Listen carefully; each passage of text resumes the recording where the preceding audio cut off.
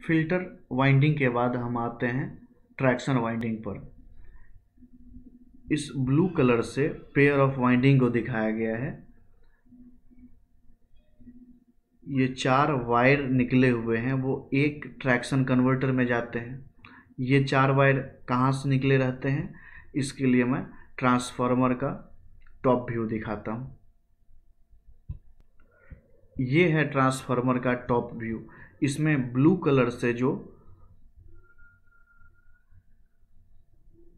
Lead दिखाया गया है वो है ट्रैक्शन कन्वर्टर का। ये 4 लीड एक साथ है। ये ट्रैक्शन कन्वर्टर 1 में जाएगा।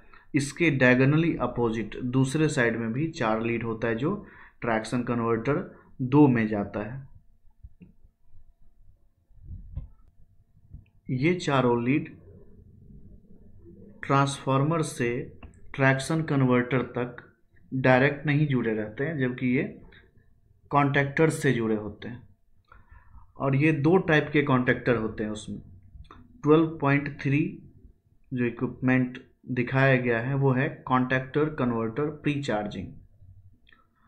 एसआर को चार्ज करते टाइम, एसआर को चार्ज करने का मतलब है इसमें एसआर में जो कैपेसिटर लगा है उसको 2.8 केवी से चार्ज किया जाता है, 2800 वोल्ट चार्ज किया जाता है।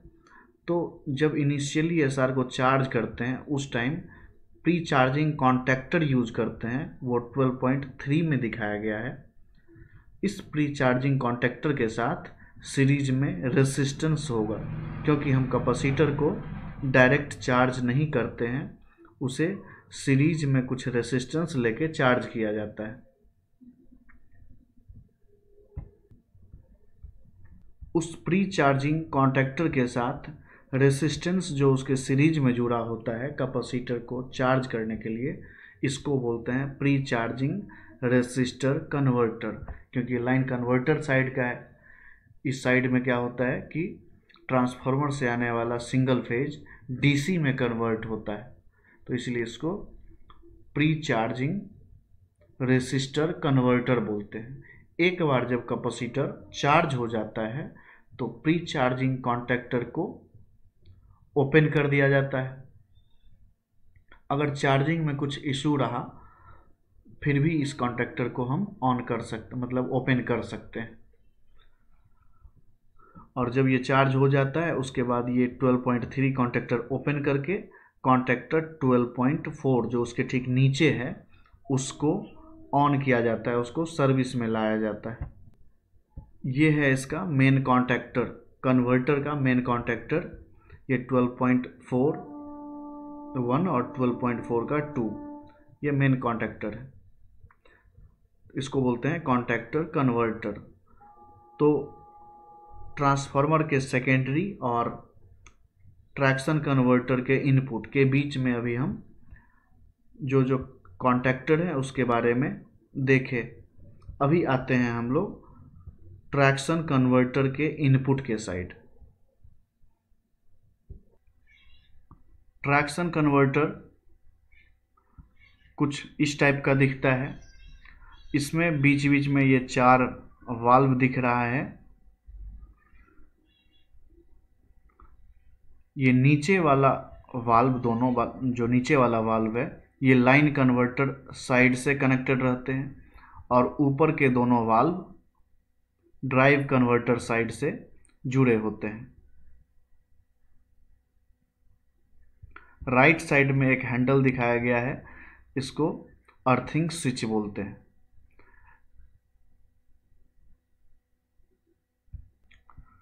ट्रैक्शन कन्वर्टर का नेम प्लेट कुछ इस टाइप से दिखता है। इसके रेटिंग के बारे में हम लोग थोड़ा डिस्कस करेंगे। इसका वेट 2300 kg होता है।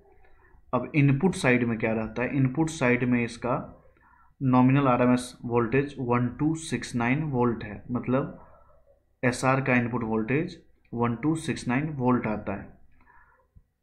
नॉमिनल आरएमएस करंट का वैल्यू है 1142 एम्पेयर इनपुट साइड में करंट आता है। Output data nominal RMS value 2180 volt होता है, जो कि ट्रैक्शन मोटर को फीड किया जाता है। और RMS करंट 370 एम्पेयर है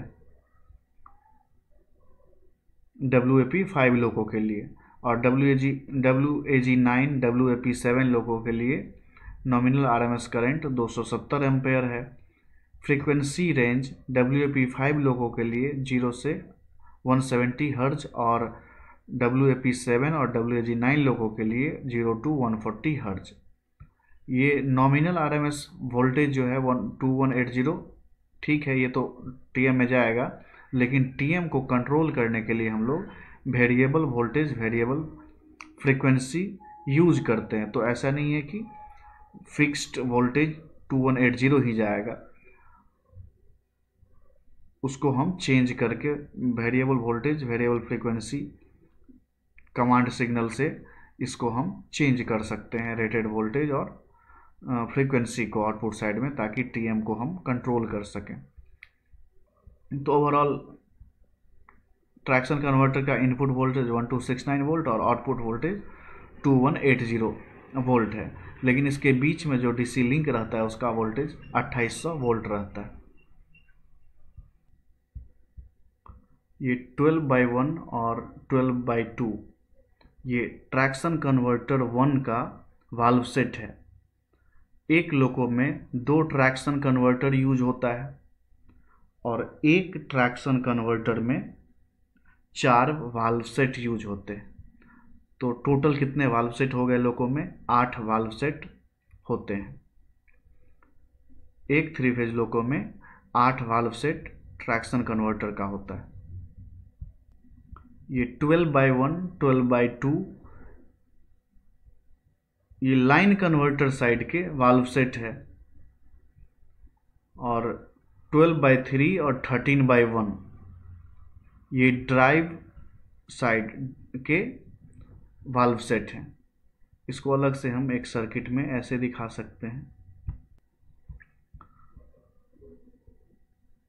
12/1 12/2 जो लाइन साइड के वाल्व सेट हैं उसको नीचे रखा जाता है, नीचे प्लेस्ड रहता है वो SR में, और ड्राइव साइड में 12/3 और 13 वाल्व सेट, 2 वाल्व सेट ऊपर होता है। तो लाइन साइड में जो वाल्व सेट रहता है वो ZV टाइप के वाल्व सेट होते हैं। 12/1 12/2 दोनों ZV वाल्व सेट हैं। इस वाल्व सेट में होता क्या है? इस वाल्व सेट में GTO, डायोड्स और स्नवर सर्किट का कंपोनेंट होता है, और इससे ज़्यादा इसमें कुछ नहीं होता है। GTO, डायोड और स्नवर सर्किट 3 चीज़ रहते हैं इस वाल्व सेट में। इस ZV टाइप के वाल्व सेट में एक GTO का ब्रिज सर्किट होता है, जिसका यूज हम रेक्टिफायर या इन्वर्टर दोनों में से किसी के लिए कर सकते हैं। वो डिपेंड करता है कि फायरिंग कमांड प्रोसेसर से उसको क्या मिला। जैसा फायरिंग कमांड मिलेगा प्रोसेसर से, उसके अकॉर्डिंग वो रेक्टिफायर या इन्वर्टर की तरह काम करेगा। ZV-MV टाइप के वाल्व सेट में वन इन्वर्टर यूनिट होता है, और दूसरा पार्ट उसका होता है MUB। ये MUB DC लिंक के प्रोटेक्शन के लिए यूज किए जाते हैं। तो 12/1 12/2 12/3 ये ZV वाल्व सेट हैं, और ये 13 वाला जो वाल्व सेट है ये ZV-MV वाल्व सेट है। इसमें एक ही इन्वर्टर यूनिट रहेगा और बाकी एक MUB सर्किट रहता है जो DC लिंक को सेफ्टी प्रोवाइड करता है, DC लिंक के प्रोटेक्शन के लिए यूज होता है। एक बार फिर से इसको देखते हैं कि रेड कलर के एरो से जो दिखाया गया है वो ZV वाल्व सेट है, लाइन कन्वर्टर साइड के, ये नीचे प्लेस्ड है। ऑरेंज कलर के एरो से जो वाल्व सेट दिखाया गया है ये है 12/3, ये भी ZV वाल्व सेट होता है। ग्रीन कलर के एरो से जो वाल्व सेट दिखाया गया है वो है ZV-MV वाल्व सेट। इसको MU, एक पार्ट इसका MUB रहता है जो DC लिंक के प्रोटेक्शन के लिए यूज होता है। अगला पार्ट है इसका 15.82 का 1 और 2।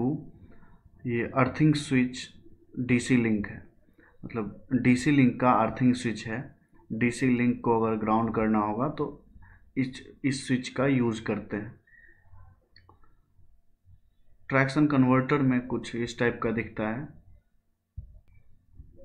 ग्रीन कलर से अर्थिंग स्विच को दिखाया गया है ट्रैक्शन कन्वर्टर में। फिजिकली ये यहाँ पे दिखता है।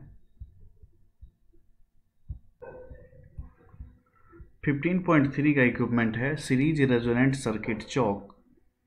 जो काम कन्वेंशनल लोको में स्मूथनिंग रिएक्टर करता है वही काम 3 फेज लोको में ये चोक करता है। चोक क्या करता है, अभी जो लाइन कन्वर्टर वाले पार्ट थे वो सिंगल फेज AC को DC में चेंज किया। इस DC में कुछ रिपल्स भी प्रेजेंट होते हैं, उसको रिमूव करना ज़रूरी है। तो ये चौक उस रिपल्स को रिमूव करके प्योर DC कैपेसिटर को देता है। तो ये सीरीज रेजोनेंट सर्किट चौक क्या है, यह एक इंडक्टिव कॉइल है। इसका फिजिकल लोकेशन ट्रांसफार्मर में रहता है। ट्रांसफार्मर में हम देखे थे कि मेन वाइंडिंग के अलावा GOD और SOD था। यही SOD है जिसमें 6 टर्मिनल होता है।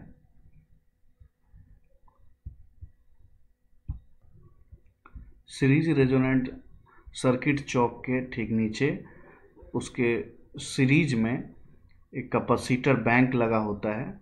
इसको बोलते हैं सीरीज रेजोनेंट कैपेसिटर बैंक। इसको ब्लू कलर से, ब्लू एरो से दिखाया गया है। बस कॉइल से रेजोनेंट सर्किट नहीं बनता है। रेजोनेंट सर्किट बनाने के लिए इंडक्टर और कैपेसिटर को कनेक्ट करना ज़रूरी है। इसीलिए रेजोनेंट सर्किट बनाने के लिए यहाँ पे कैपेसिटर प्रोवाइड किया गया है, कैपेसिटर बैंक लगा रहता है। सीरीज रेजोनेंट सर्किट चौक के बाद अगला कंपोनेंट है 15.5। 15.5 कैपेसिटर बैंक DC लिंक है। इसी DC लिंक में, इसी कैपेसिटर में 2800 वोल्ट DC स्टोर होता है। तो पूरे ट्रैक्शन कन्वर्टर का ये मेन इंपॉर्टेंट पार्ट है कैपेसिटर बैंक, जिसमें 2800 वोल्ट DC स्टोर होता है। यहाँ से यही DC 3 फेज AC में कन्वर्ट होता है।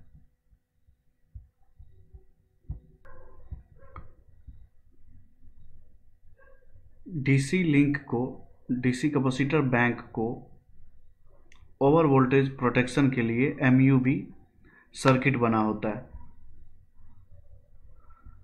MUB सर्किट में ये 15.1/1 जो है ये resistor over voltage protection unit है। ये MUB सर्किट के साथ जुड़ा होता है सीरीज में। अगर कैपेसिटर में 2800 वोल्ट से ज़्यादा हो गया तो इसी रेसिस्टर के थ्रू डिसिपेट हो जाता है। ये 12/3 ड्राइव कन्वर्टर साइड के वाल्व सेट हैं। ये 12/3 ZV वाल्व सेट है और 13 ZV-MV वाल्व सेट है। 13/1 13/1 ये इसका कॉम्बिनेशन MUB सर्किट बनाता है, जिसका पर्पस है DC लिंक को ओवर वोल्टेज से प्रोटेक्ट करना। तो 12/3 से 2 सिंगल फेज AC निकली रहती है और 13/1 से 1 सिंगल फेज AC निकली रहती है। जब ये कंबाइन होता है तो 3 फेज AC ट्रैक्शन मोटर को मिलती है।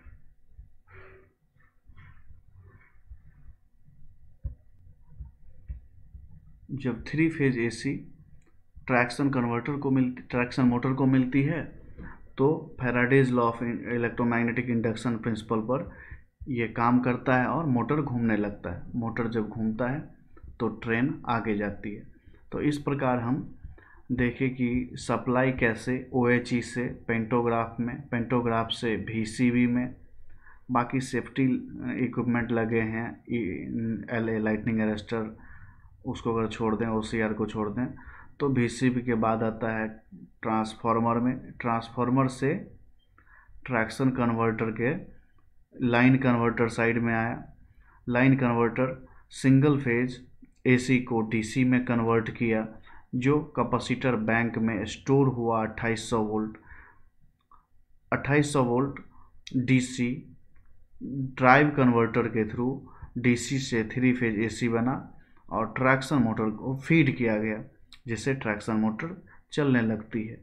ये था कंप्लीट पावर सर्किट।